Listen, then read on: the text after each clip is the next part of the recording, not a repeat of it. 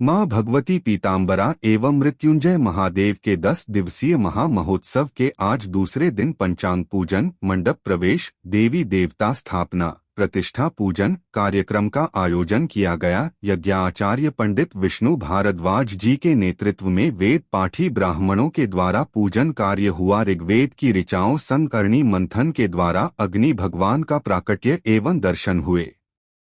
अरिणी मंथन का तात्पर्य बिना माचिस कपूर या किसी पदार्थ के अग्नि भगवान को प्रकट किया जाता है। यज्ञाधीश श्री श्री 1008 रामदास जी महा के सानिध्य में कार्यक्रम का आयोजन किया जा रहा है।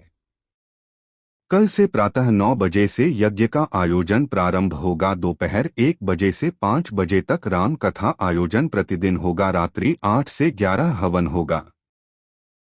ये केवल फिरोजाबाद जनपद के लिए नहीं, प्रदेश के लिए नहीं, देश के लिए एक बहुत बड़ा आयोजन है। इस समय वर्तमान काल में जो परिस्थितियां अनुकूल नहीं है, सारा विश्व एक ऐसे संकट से जूझ रहा है, चाहे ईरान हो, चाहे इराक हो, चाहे अमेरिका हो, चाहे वो कोई भी देश हो। आप समझ रहे हैं सब जगह पर इस समय आग लगी हुई है और उस आग से भारत कैसे बचेगा, इसके लिए संत महापुरुषों का ये प्रयास है।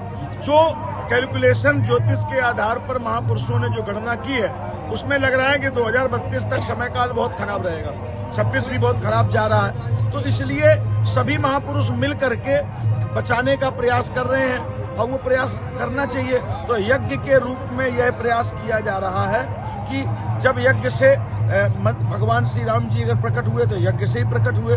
यज्ञ के द्वारा ही रावण के समुद्र जो उसका गलत साम्राज्य था, जो कुछ अनैतिक कार्य कर रहा था, एक विश्वामित्र के यज्ञ के कारण ही उसके उस सभी दुराचारी कदमों को रोका गया।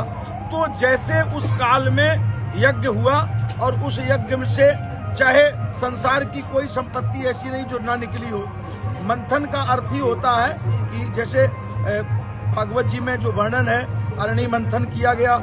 जंघाओं का तो पृथु भगवान प्रकट हुए और पृथु भगवान ने 100 अश्वमेध यज्ञ किए और सारी पृथ्वी को जगह जगह पर यज्ञ कराए।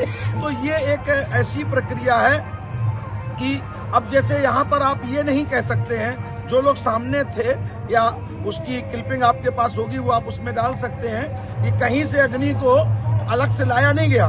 स्वयं अग्निदेव साक्षात अरणी मंथन के द्वारा प्रकट हुए।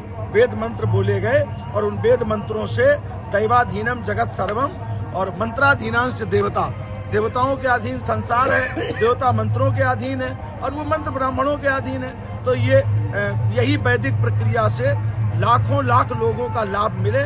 और इस यज्ञ में सबसे जो प्लस पॉइंट है, सबसे बड़ी जो बात है, वो ये देखने वाली बात है कि इस यज्ञ में किसी भी प्रकार का भेदभाव नहीं हो रहा। इस यज्ञ में कोई ये स्थिति नहीं है कि जैसे मैंने आज कथा में भी बोला कि सियाराम में पंडित में जानी नहीं लिखा, सियाराम ठाकुर में जानी नहीं लिखा, सियाराम किसी एक में नहीं है। और अगर ये सियाराम सब में है, ईश्वरा सर्वभूतानाम हृदयेशे अर्जुन तिष्ठति, तो जब सब में वही परमात्मा बैठा है तो किसी प्राणी मात्र के प्रति द्वेष का कोई काम नहीं होना चाहिए। तो इसमें सारे वर्ण संप्रदाय, सारे लोग, सबको इसमें आकर के अपनी आहुति देनी है।